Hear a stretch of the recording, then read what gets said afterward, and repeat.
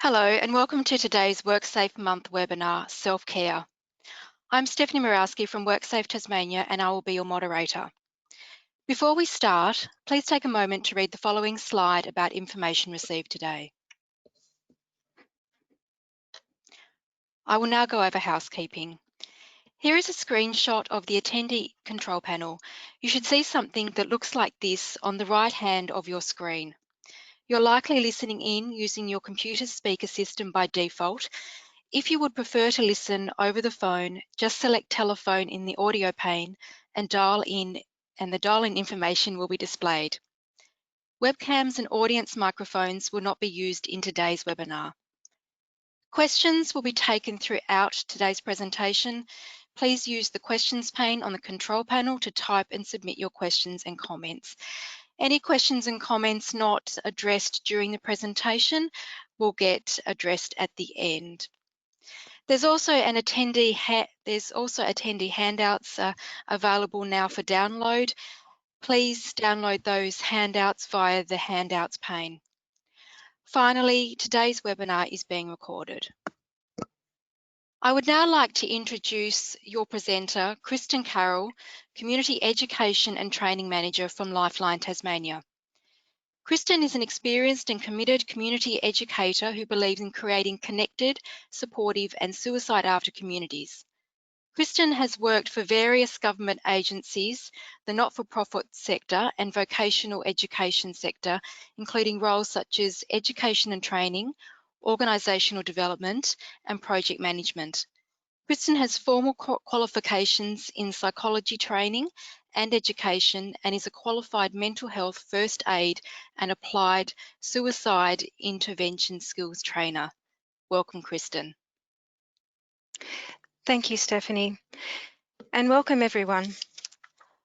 First of all,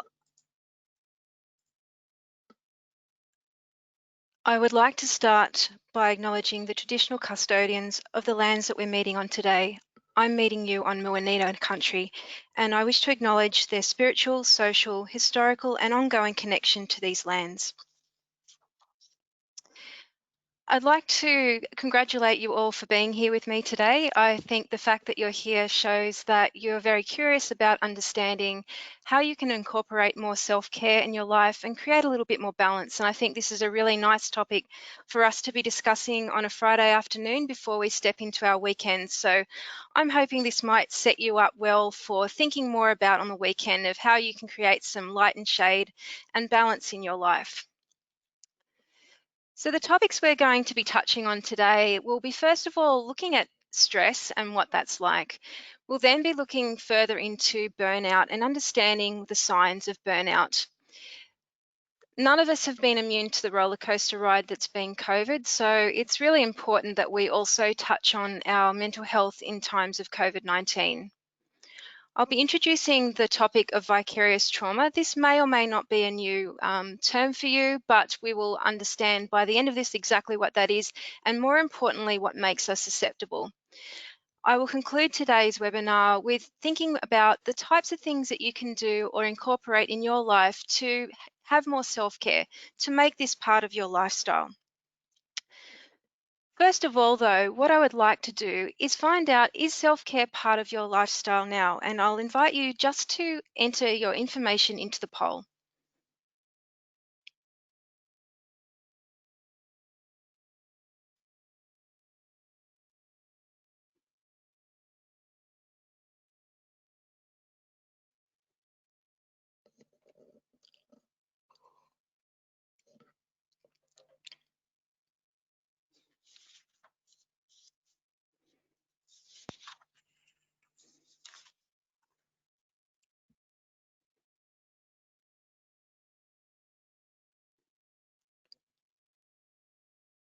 So we'll close the poll shortly. Again, the question is self-care part of your lifestyle on a scale of 1 to 5, where 1 is not at all and 5 is yes, totally part of my lifestyle.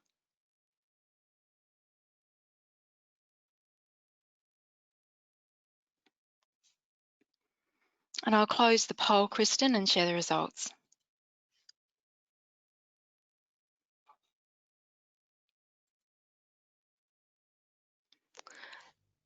Thanks everybody for sharing.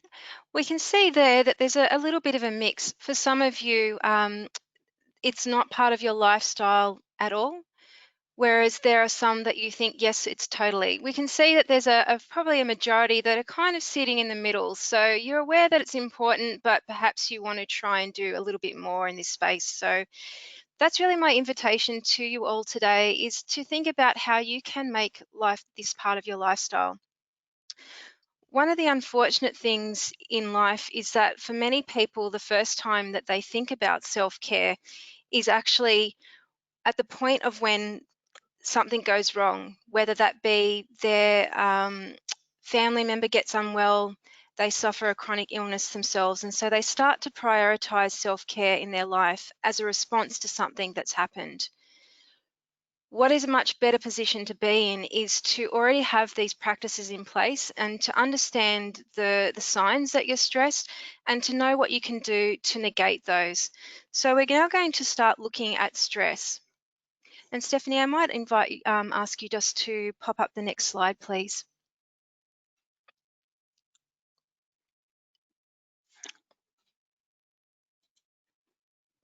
Thank you.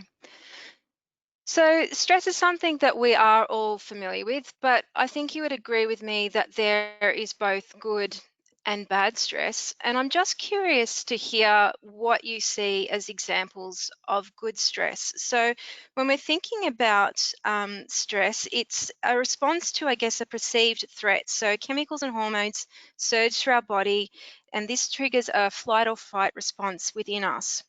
Sometimes, though, this serves a good biological function. Historically, in our hunter and gatherer times, this was helping us run away from the saber-toothed tiger, but it's just as important in today's world. And I'd just like you to share in the chat some of those things that you think might be examples of good stress in your life. A couple that I can share with you would be examples of meeting a deadline. So you've got a tight deadline, you've got a discrete period of stress to get yourself across the line. Another might be it's your wedding day and you're worried about the speech that you've got to deliver, but that stress will help you remain focused on what you want to say so that it comes out in the best possible way for your special day. Steph, how are we going? Is there any other ideas from our participants? Yes, certainly, Kristen. So good stress, achieving goals has come through. Great, thank you. Now, Present. there's more. Yeah, also presenting training in the workplace, meeting new people. Fantastic, thank you. The flip side, obviously, is that there is bad stress. And as it says there on the slide, this is when it's more severe, frequent, and prolonged. So you can slip into a period of chronic stress, and this can have quite significant impacts, not only mentally, but physically upon you. And again, I'm just curious to hear from you of what that looks like, if you wouldn't mind sharing in the chat. One of the ones that we all, just while I'm waiting for your own responses, that we can't get away from at the moment is the impact of COVID-19. This has been on a global scale and we've all been impacted in various ways, and that this is actually an ongoing stress in our lives. There is still a degree of uncertainty around what will happen next for us in this context. So that would be one of the examples of a more prolonged period of stress. Have we got any responses there, Stephanie? Certainly, Kristen.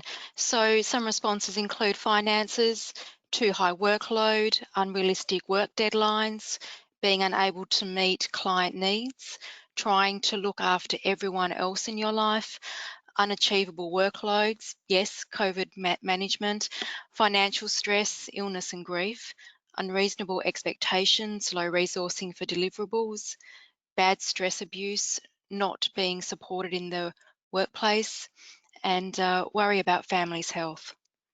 Okay, thank you for that. And thank you, everyone. It's clear to me that everyone has a fairly solid understanding of the difference between good and bad stress. And this is really the first step in terms of self-care, is having an awareness of what causes stress and what that looks like for you. And this is really where I want to step into next, is to start thinking about what that might look for us in terms of the symptoms.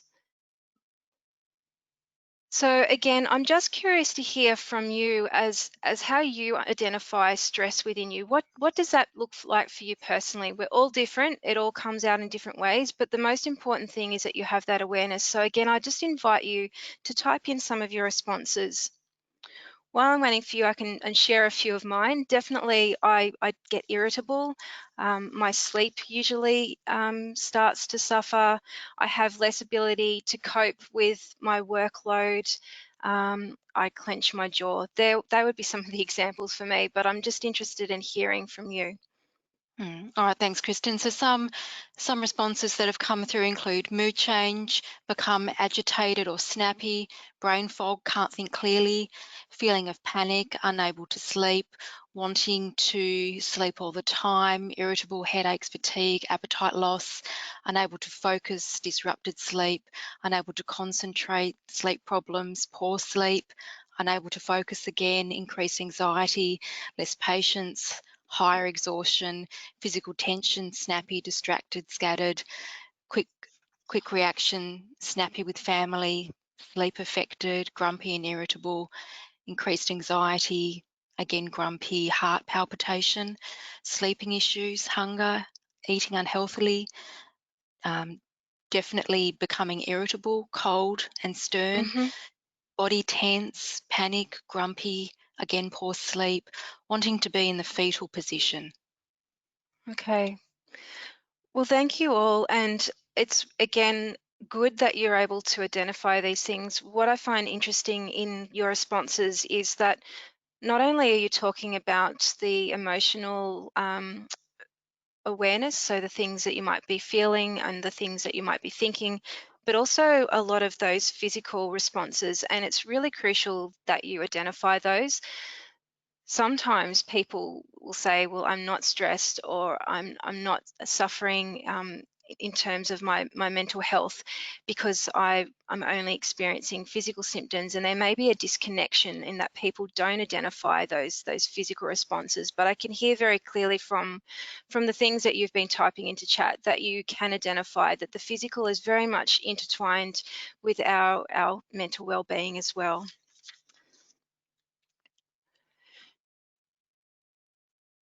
I share this quote with you from Mother Teresa because to me it's so crucial that we understand that we can't keep giving if we don't keep putting oil in, if we don't keep lighting that flame. And the best way of doing that is with our self-care. So I can see by your initial response to the poll that you are all keen and interested in incorporating self-care more in your life. And this whole process that we're going to go through today is really an invitation for you to think about what you're going to do post today to make that more part of your lifestyle. The reason this is so important is because if you do allow stress to last for a long period of time, the end result can be burnout. None of us are immune in this space, and I want to talk specifically about some of the signs so that you're able to identify this not only in others, but more importantly within yourself. When we're talking about burnout, we're talking about a complete depletion of both your physical and your psychological resources. You've got nothing else left to give. There are a range of different symptoms, and I heard some of those in what you were saying about your awareness around stress. So it's about being really physically and emotionally tired. Things such as like you don't feel like you can meet another client. Just a complete lack of enthusiasm for your work, but it can also be those other physical signs around headaches, stomach aches, high blood pressure, back pain, those kinds of physical responses, even just becoming more susceptible to viruses and to other flu-like symptoms. The other thing that also is really, I guess, a hallmark of burnout is great cynicism, negativity, and pessimism. Now, it's healthy to have a cathartic rant at the water cooler or over a cup of coffee with your work colleagues, because we all need to have a process of letting go with others who understand what we're going through. But it's when that chronic complaining becomes all pervasive and that starts to feed into other areas of your life as well, that it's really starting to be a warning sign. That is probably one of the saddest things about burnout, is that it does start to impact your relationships outside of your work environment, and that they will start to suffer as well. Disillusionment is another key symptom of burnout, so that's something to definitely look out for. So this will look like feeling like there's nothing that you can do in your job that's meaningful anymore, that you have a lot of dissatisfaction, that you feel quite often that you're failing in your work role. One of the other things that's really important, I think, to really understand is that we aren't robots, and I would say that many workers are afraid to admit, let alone to other people, that they're starting to experience burnout symptoms because they believe it would be an admission of failure. This is understandable to a degree because we've all been taught that we need to be strong enough to cope with our load, whatever that may be.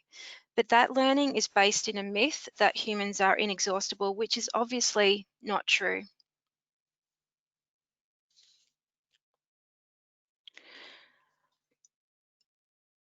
One of the things that we need to think of in terms of our normal stresses that we might be experiencing at work is that this is also happening in the context of COVID. And I really would be curious to hear from you about whether or not you feel at this point that COVID-19 has had an impact upon your mental health.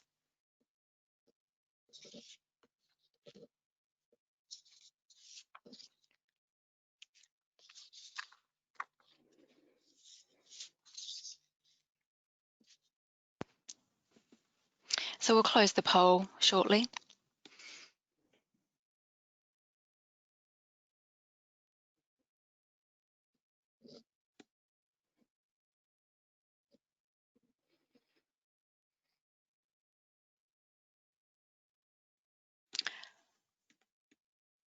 I'll close the poll, Kristen, and share the results. Thank you. Thank you all for sharing, and we can see that for many of us, this has had a significant impact upon us. One of the reasons is that a lot of the things that we're experiencing in this time of unprecedented world, I guess, history, is that a lot of the things that are happening concurrently because of COVID are already normal things that would create stress in our lives, such as job insecurity, housing insecurity, food insecurity, and also the decreased social connectedness that people were feeling, particularly during that period of lockdown in Tasmania. What also is really important to take into consideration is the fact that even though here in Tassie we have returned to some sort of semblance of normalcy, the transition from that period of lockdown, if maybe you had to work from home, for example, and now you've returned back into your office environment, that transition in and of itself is a stressful change, and it's completely normal to still have ups and downs at this time. And I'd like to draw your attention to some research that's done by Professor Kimberly Norris from UTAS. She recently offered a really wonderful short course on the UTAS website, and I'd recommend you going and checking it out after today. It's called The Path Back from Social Isolation, and you can find it on their short courses website.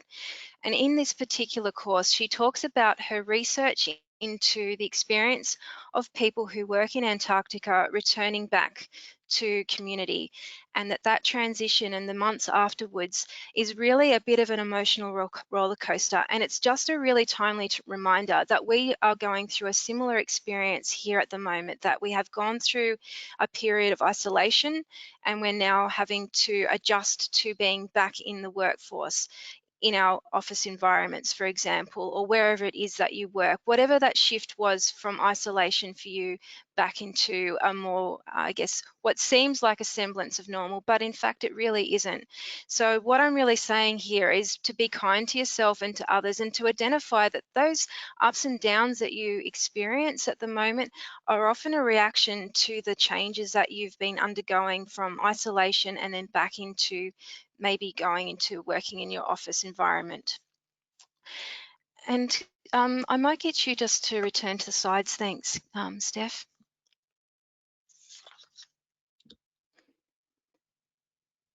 So I do want to spend a little bit of time now just having a look at the negative impacts of COVID-19. I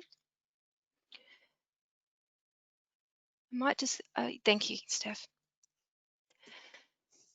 I'm not going to touch on all of these today. However, I'm just going to pick out a few and talk to those with you. But a lot of the negative impacts that I've got on the screen here really part of what we were experiencing during that lockdown, but not exclusively. So for some, for example, there might have been real anger or frustration that when you had to go and work from home, for example, that you didn't have the right technology or equipment to do your job in the way that you needed to. So there would have been frustrations there.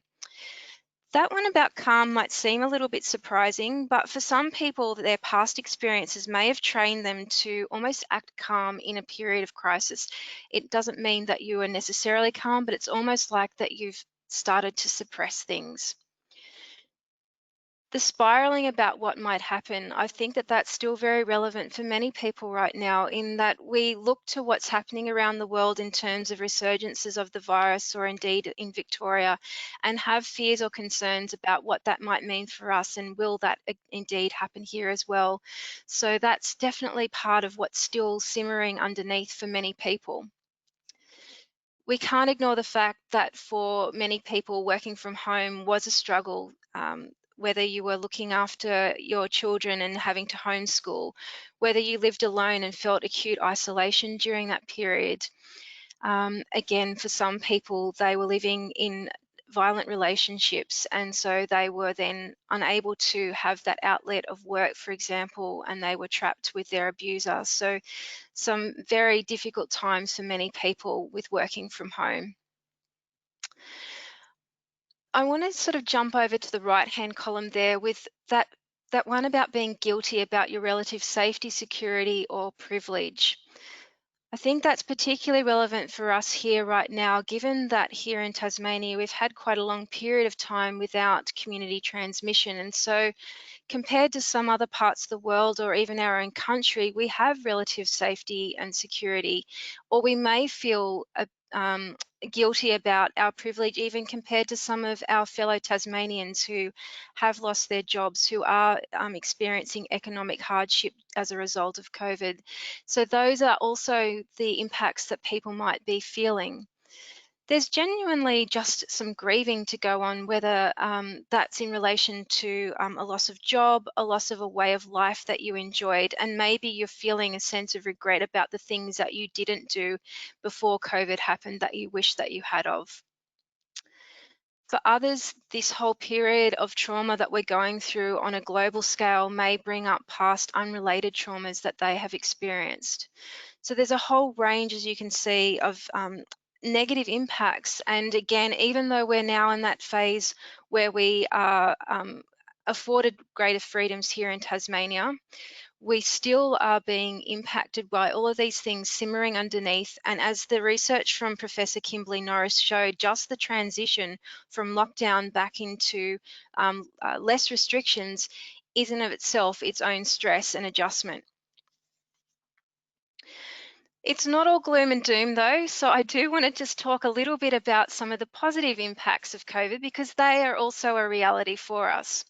So in terms of some of the positive impacts, one of the things that you might have experienced, Steph, I might get you to help me with that. For some reason, it's not changing for me. Thank you. So some of the positive impacts is that you might have actually developed some increased tolerance in terms of just dealing with those everyday challenges, in the context that there were some bigger challenges that you are now faced. So you were able to put things into context. Now, I, for one was one of those people that found a little bit of serenity from being socially isolated. It was still a roller coaster, and I wasn't feeling great all of the time in that, but it was also a time for me to look inward, to do some reflection, and to think about the things that were important to me. And I'm pretty confident that many of you today also had that experience. And I'd just be curious if you wouldn't mind typing in the chat if you were one of those people that felt that there was a little bit of serenity in that social isolation. One of the other lovely things, and again, I wonder if this is something that you've noticed as well. For me, I think Tasmanians are very friendly people, but I've felt almost like it's become even more so since we've been isolated from the rest of the world. I've really noticed and felt a sense of community. I've had so many wonderful conversations with complete strangers almost on a regular basis, and I just get a sense that we've all had that sense of reflection and the want and desire to connect with each other. So for me, these are some of the positive things. I'm just curious to hear if people did say they also had some serenity in being isolated, Steph. Yes, certainly, Kristen. So some of the comments coming through, loved having more home time, and someone has just simply responded, yes. Then 100% agree with you on the good points of isolation. Yes, agree with the serenity, definitely felt serenity. Yes, I quite liked the social isolation, caught up on lots of projects around the house. Some of our relatives are still overseas or on the mainland, though it's not just as family. Again, another comment, loved working from home, being able to have morning and afternoon tea with a beautiful view from our property, as well as being able to walk the dog 3 times a day. And then absolutely could walk my kids to school and learnt so much in this time.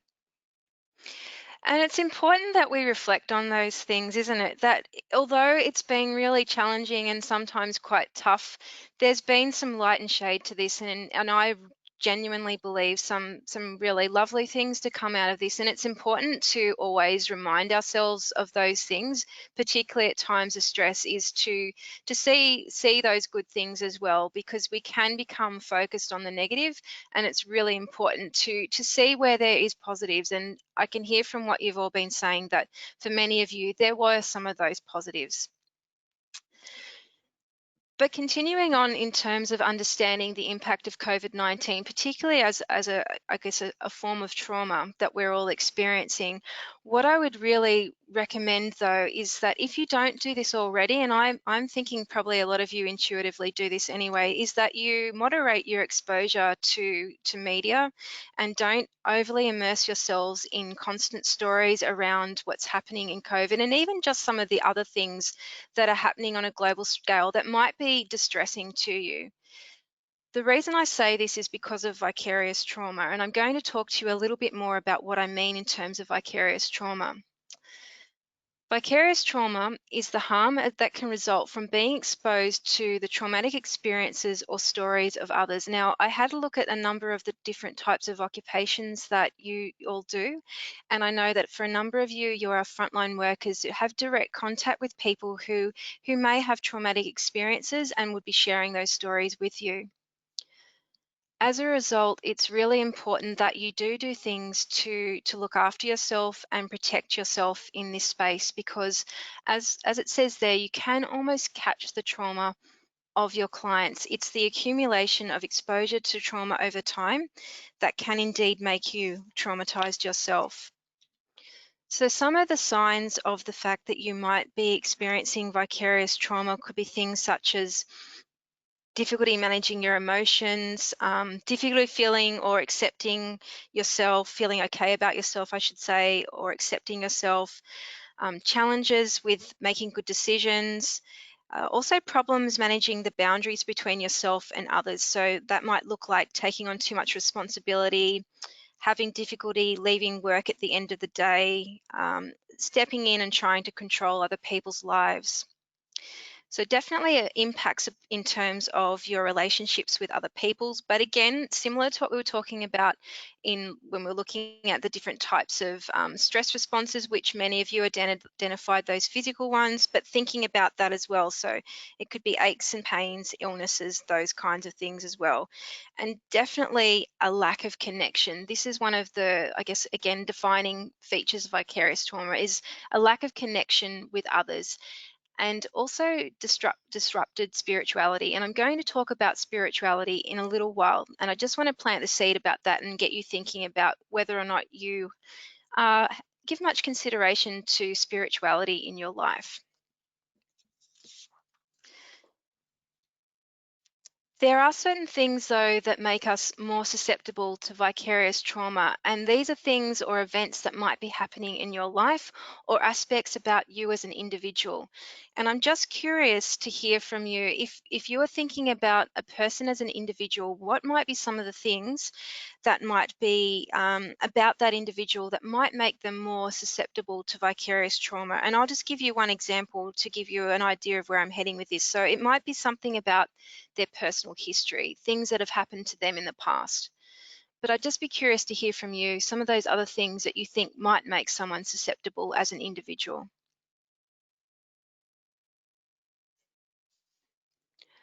Do you mind sharing some of those comments, please, Steph?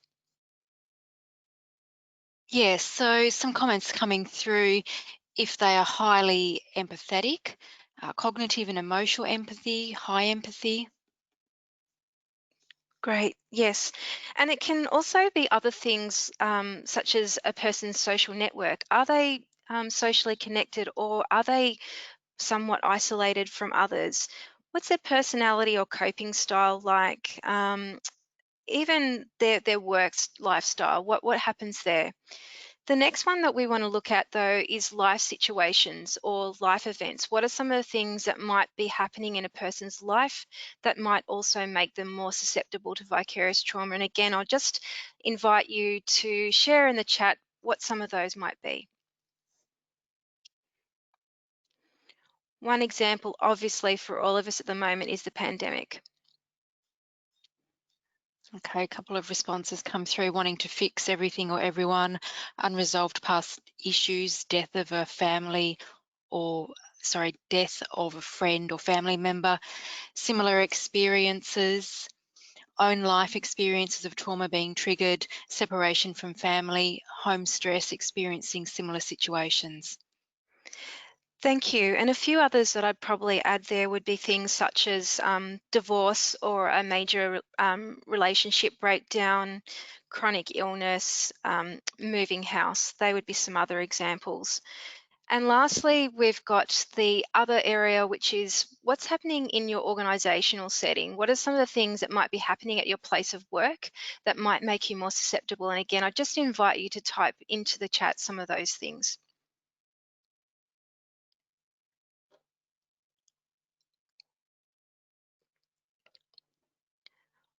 One that obviously comes to mind for me is workload, but not necessarily too much work.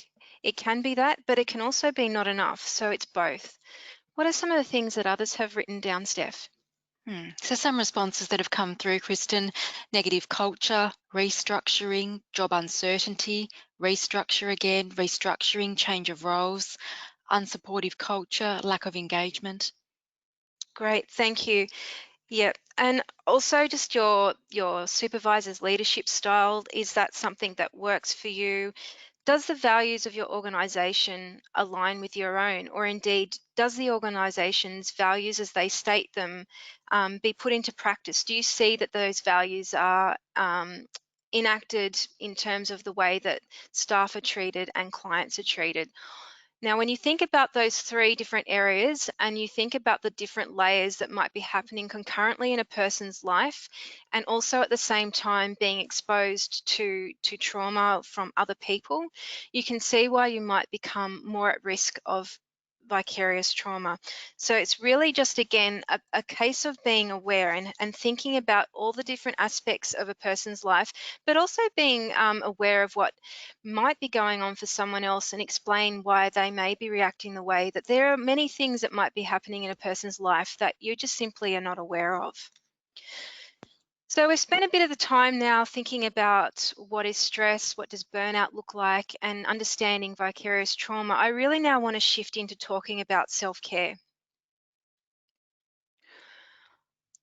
As it says there, self-care is definitely more than bubble baths. Not to say that bubble baths aren't great, they certainly are, but there is more to self-care than bubble baths.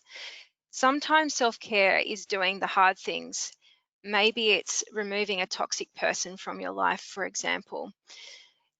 What you need to do is think about self-care in quite a holistic way and thinking about all the different areas of your life that you can address this.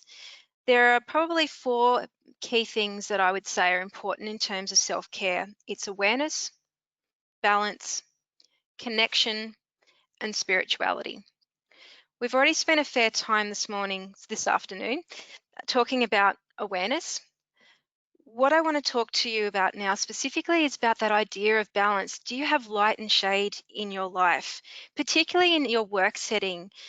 If you have quite stressful work or you're exposed to trauma through your clients, it's really important that you think about how your day is shaped, that you can create some light and shade in there so that you mix up those stressful or traumatic work situations with things that are less stressful or traumatic. So perhaps that's doing some administration, taking all your breaks, making sure at lunchtime that you do step away from your desk and that you get outside into the sunshine and have a break. Doing those informal debriefs with your colleagues, but also formal debriefing is really important.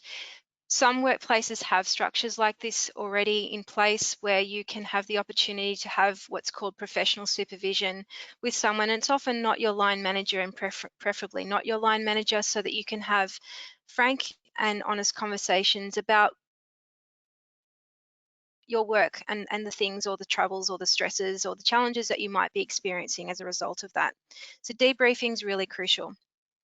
So we talked about awareness. In balance, we'll be talking about some of the work and life balance aspects shortly, but the third one is connection.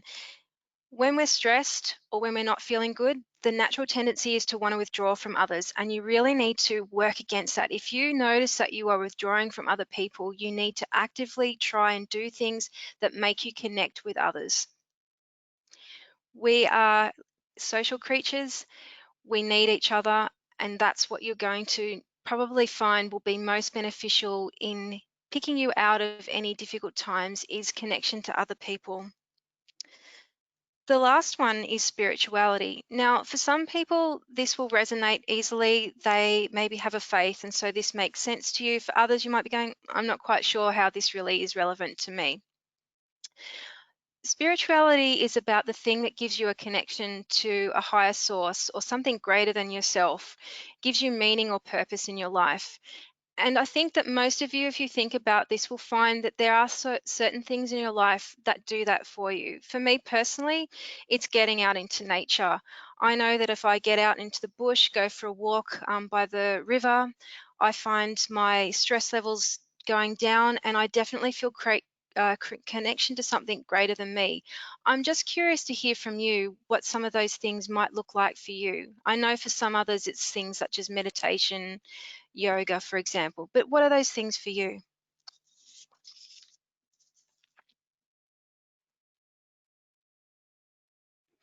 So some responses that have come in, Kristen, the rain, interaction with animals, Tai Chi. I get into nature by the river or ocean. I get meditation, gardening, listening to music, watching favourite TV shows, reading, dancing, music, the beach, watching my dog with my husband, music, yoga and pets, or yoga with pets, walking the dog, walk along the beach, mindfulness, going for a walk or bike ride, being in the bush, the smell of the gum trees, sitting in the sun, walking with my dog.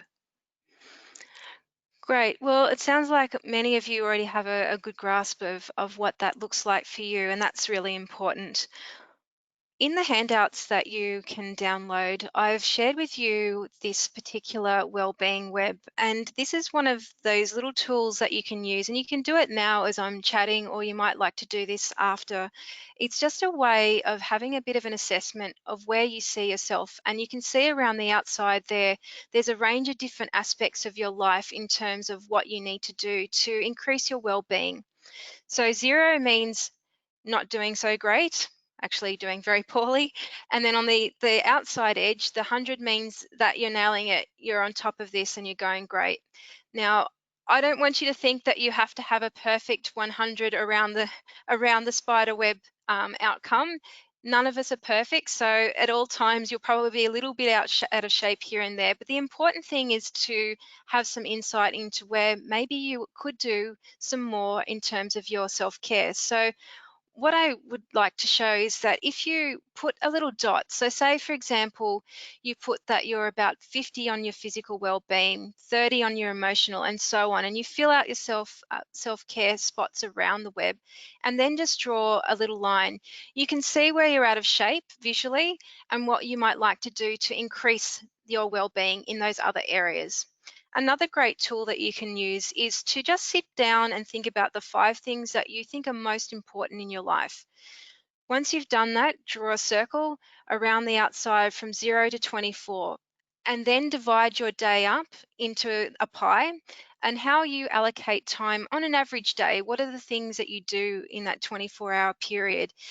And see where those 5 that you listed fit. And if they don't fit, why don't they fit?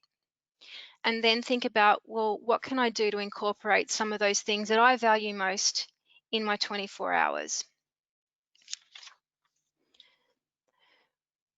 So there are a number of things that we can do, as we saw with that particular web. And I'm just again curious just to hear just a few of those things. You can pick from any of the topics that we've got there that you like to do in terms of your self-care. What are some of the things that you would like to share with others? Because it's often from hearing what other people do that we pick up great ideas. So just if you wouldn't mind, again, just sharing some of those.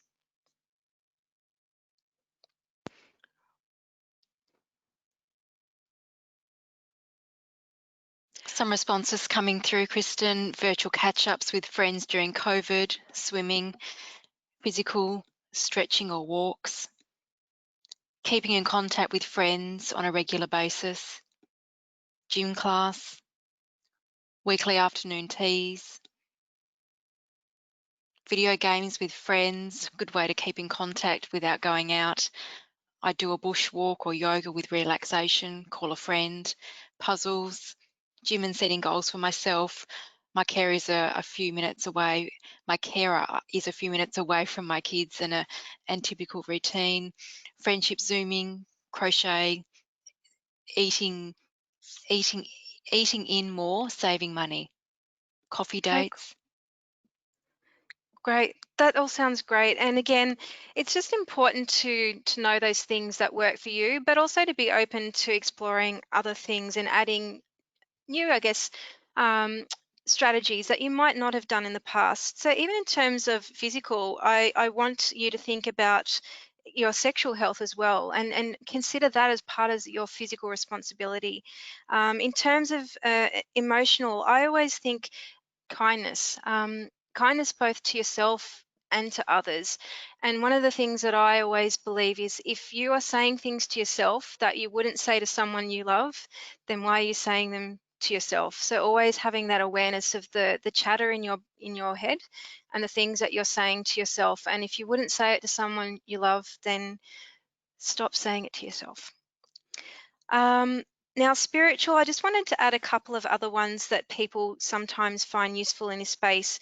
Journaling is another really great one, or keeping a diary, actually writing down your thoughts, your feelings, keeping records of your dreams, for example.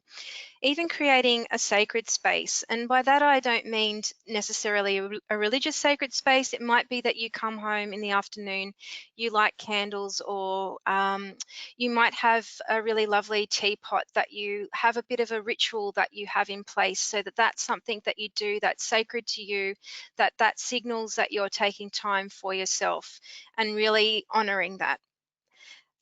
In terms of financial, I think we didn't have a lot from people around that, but just thinking about, are you paying your bills on time? How's your money management? Thinking about creating a budget if you know that this is an area where you could improve. And in terms of work as well, often learning is a really wonderful thing for self-care, to find something new and interesting that inspires you. And it may not be that you do it formally through work. It might be something that you choose as a part of your own lifelong learning, and you do that in your own time, but it feeds back into your work and gives you a sense of purpose for your work. Now, we've given you, I guess, a series of steps here that you can follow to develop a self-care plan. And in the handouts as well, we've given you a link to one that the Black Dog Institute has also recommended. So you can go in and have a look at that. But what I would say about writing one down is that it's not for everyone. I personally would not probably want to do this. I don't like that level of structure, but there are plenty of people who do. And if that works for you, that's a great start. But for others, it may actually cause more stress. So just don't, I guess, set yourself up to fail with this. And I often think start small. Maybe you're a person who identifies that you don't take lunch breaks enough. And so maybe every Friday is the day that you, without fail, promise yourself that you will step away from your desk and take that time out, and then build on that. Add a few things each time. For me personally, what I like to do is when I do the things that are important to me in terms of self-care, particularly in terms of yoga, meditation, and exercise, I will record them on my calendar in my phone and I'll highlight them in red. And then I can look back and see how I'm tracking in any given month. And if I see a complete lack of red, I know that I'm not going so well, and then maybe I might forward plan. So I might start actually putting in my calendar the gym classes that I want to go to, or that I'm going to go for a walk on a Monday morning with my partner. Those kinds of things can be beneficial for me in terms of forward planning when I'm not tracking so well. But most of the time, I prefer to do it the other way around and just keep a record. Whatever works for you is best, but just being mindful that for some people, writing out a formal plan, as we've described here on the slide, isn't necessarily the best approach. But I would always say start small and build.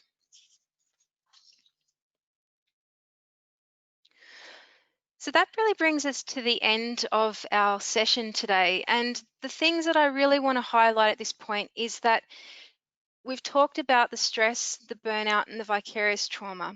And the best way of negating this is to practice self-care and not see this as being selfish. It should be a lifestyle. It should be part of your life.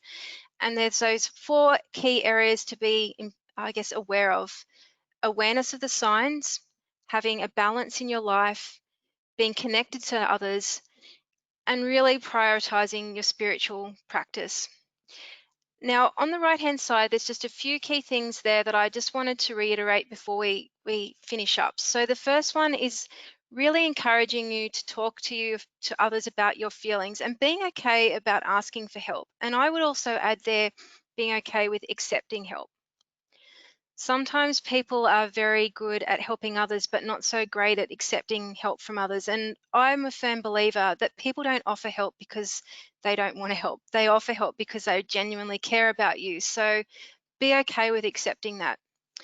I've already heard from a number of you an awareness around eating well and also drinking water is part of that. But I know we all know that this is true, but one of the reasons this is so important is that there's increasing awareness in, I guess, research these days about the brain and the gut connection. So we have a little I guess, microbe community down in our guts. And if we feed them with good fuel, which is vegetables and fruit and fresh fruit and produce and not processed food, we feed the good bugs. And this creates greater mental well-being and overall physical well-being. For example, 80% of the serotonin, which is your feel-good hormone, is created in the gut, not your brain. So if you feed the good bugs, you'll be feeding those bugs that create the feel-good hormones. If you don't, then you start starving them. I don't think I need to really talk more about drinking responsibly. We all understand that. I do want to talk about exercise though. I think for many people there is an understanding that exercise is good for us because it makes us feel good and that it also helps keep us fit. But there's another reason why exercise is really important, and that's a little thing called BDNF. So BDNF stands for brain-derived neurotrophic factor. And one of the things that happens when you're under chronic stress is that you actually start killing off brain cells in your hippocampus, which is the memory center of your brain. So the way to counter this is to exercise, and in particular high intensity interval training, because this creates brain-derived neurotrophic factor, which is really crucial in developing neural pathways and neuroplasticity in your brain. So stress shrinks brains, exercise grows brains. The next point there, accept who you are. Again, as I was saying, listen to the things that you're saying to yourself. And if you wouldn't say that to someone that you love, then don't say it to you. Caring for others, again, that's that whole idea of connection. We talked about taking breaks at work, but also regular sleep. It's really important that you try and keep to a regular sleep pattern, that you go to bed at the same time each night and arise at roughly the same time. Other really important things in this is around your exposure to devices. So making sure that you don't look at your phone or your device about 2 hours before you go to bed. The reason being is that the blue light in your devices prevents the the melatonin being released, and that's your sleep hormone. So if you keep looking at blue light, you won't get the sleep hormone happening. So you definitely want to think about that. The other reason why it's really important to maximize your sleep is that during sleep, there's research that shows that there's a spinal fluid or cerebrospinal fluid that washes in and washes out like waves during your sleep. And it essentially washes out the accumulation of metabolic trash that happens during the day, and it cleanses your brain. So literally helps clean your brain and create a healthier brain. And if you have poor sleep, you're actually impacting your brain's ability to clean itself and wash away the garbage, essentially.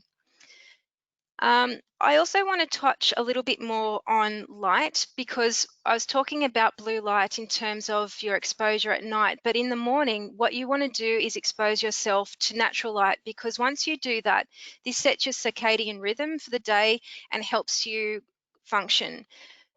Fluorescent lights that we all sit under at home or at work are actually not great for our health. It's not the right level of light waves, and as a result, we don't get what our body needs to fuel itself. If you go out into natural light, what you do is that you get the fuel for your mitochondria, which is almost like the powerhouses of your body. And this fuel is called adenosine triphosphate. And this is only created when you go out into natural sunlight. So just like plants need sunlight for photosynthesis, we need sunlight to create adenosine triphosphate, which fuels our mitochondria and helps keep us healthy. So another reason to take a break at lunchtime and go out for a walk. And last but not least is just to know your strengths. Do the things you're good at. Don't focus so much on the things that you're not good at. It's good to do those things and try and improve them, but always, I guess, celebrate your successes and do the things that you love. Thank you for your time with me today, and I'm really happy to answer any questions or hear any comments that you might like to share more broadly with the group at this point in terms of your thoughts on self-care. Thank you, Kristen. So just to start, everyone, if you can please put your questions into the questions pane. A question that did sort of come back when you were talking about the COVID impacts, it was, how do you handle that compulsion to not follow the media? For me personally, it's a process, I admit, but I've actually found that the more that I avoid doing it, the better I feel. And so it's almost self-reinforcing. And if that's something that you find difficult to do, perhaps one strategy is to have blackout periods that you choose to turn your phone off or don't have it near you, or if it's the television or whatever the medium is that you read, that you just start designating periods of time where that's not okay and start from there. I mean, others may have suggestions as well, but that would be something that I would recommend. All right, thanks, Kristen. Another earlier question, I'd like to understand more about the value of journaling. Okay, so there's a lot of research, particularly trauma research, that talks about the benefits of writing down our feelings and emotions. There's something that happens in our brains, in our neural pathways, when we are able to put things on paper. It's almost like we are getting it out of our heads and releasing it somewhere else. So it's a really good way of processing, and it's a good practice for reflection as well. So that's part of the reason why there's actually a lot of research in trauma that shows that this is good. But just in general well-being, I would say that getting things out of your head and onto paper can give you a lot of perspective. Thanks, Kristen. Just to also let you know, a few comments coming through. Thank you for the session today. That was amazing. Thank you, Kristen. Such a valuable session. A question that has come through, can you touch on what you mean by spirituality?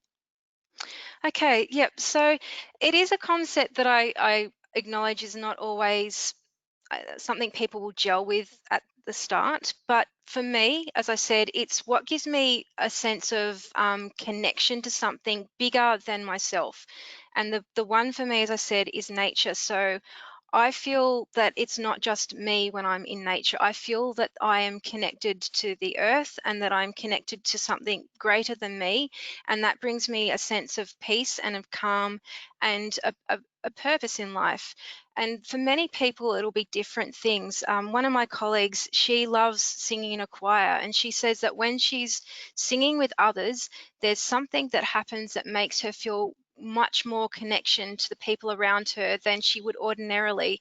And there's also research that supports this, that says there's something again that happens in our brain waves that helps all of the brain waves start to align in people who are doing things such as singing in unison, chanting. So there's a reason why in a lot of Eastern practices around the world you hear about people talking about chanting, for example, that this kind of thing that we do repetitively with others in groups can be very important for our connection to our spirituality.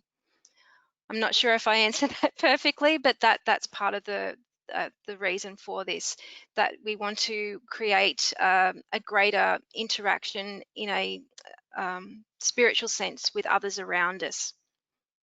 All right, thanks, Kristen. Another question, if you find it challenging to put if you find it challenging to put self-care first, at what point should you seek extra help? I think the fact that you've asked that question to me signals that you would probably like to seek help, and I would say, why not now? One of the things that's really important is to reach out to others, and if you're finding that it's really difficult to prioritize yourself and your needs, then I would really recommend talking to someone.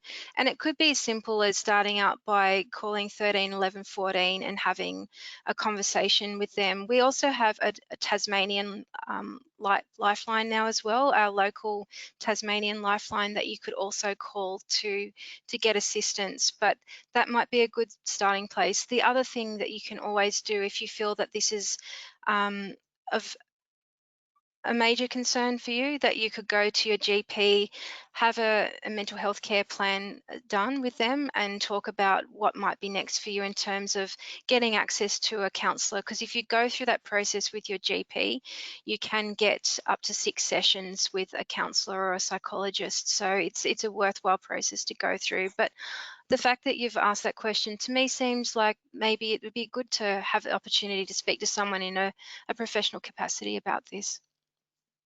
All right, thanks, Kristen. So we still have a few more minutes before the session will end. So please do send through your questions through, and we'll answer them. But just to remind everyone that WorkSafe month is running until the end of October, and we do have other sessions running. So if you do head to the worksafetasmonth.com.au website and register for any sessions that you haven't done so already. Question, Kristen, what about typing versus on paper for diaries? Is it just as useful? That's an interesting question. Short answer, I don't know, but I can't see why there would be much difference because it's still a process of getting it out of your head onto another area. So if it's your computer, I can't see that being a problem. I think there's something nice about writing it down though, and having it in your own handwriting, that's actually a really nice practice. And again, when I was talking about a sacred practice or a sacred place, that process of having an actual book where you keep your thoughts and your feelings is actually a very nice practice in of itself, but I can't see any problem with doing it by typing. All right, thanks, The important Kristen. thing is to do it. A comment that's come through, a lot of employers will have employee assistance programs, so EAP programs, which may be a possibly free service and a place to start for people who may not want to ask the GP. Thank you. Yes, that's a really great point. All right, thank you, Kristen. So I'll start to wrap up.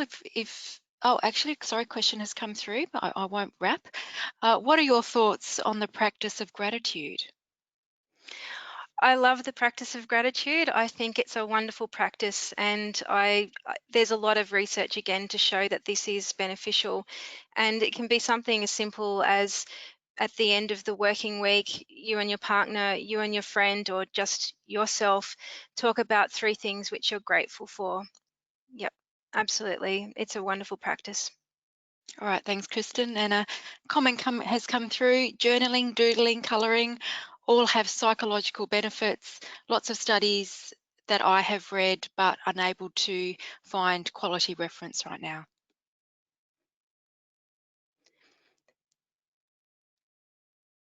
Yes, again, I would 100% agree. There's so many benefits with this.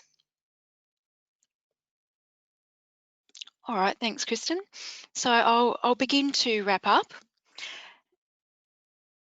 So thank you, Kristen Carroll, Community Education and Training Manager from Lifeline Tasmania. And thank you everyone for attending today's webinar, Self-Care. Once you leave today's webinar, you will receive a survey on the presentation. So please complete that survey. We appreciate your feedback. Also, just to let you know, Kristen referenced Associate Professor Kimberly Norris from the University of Tasmania in her presentation.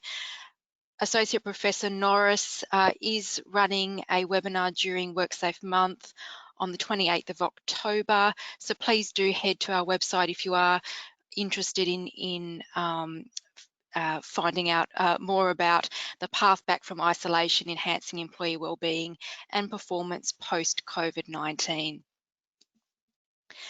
Today's webinar has also been recorded and will be made available at the end of WorkSafe month.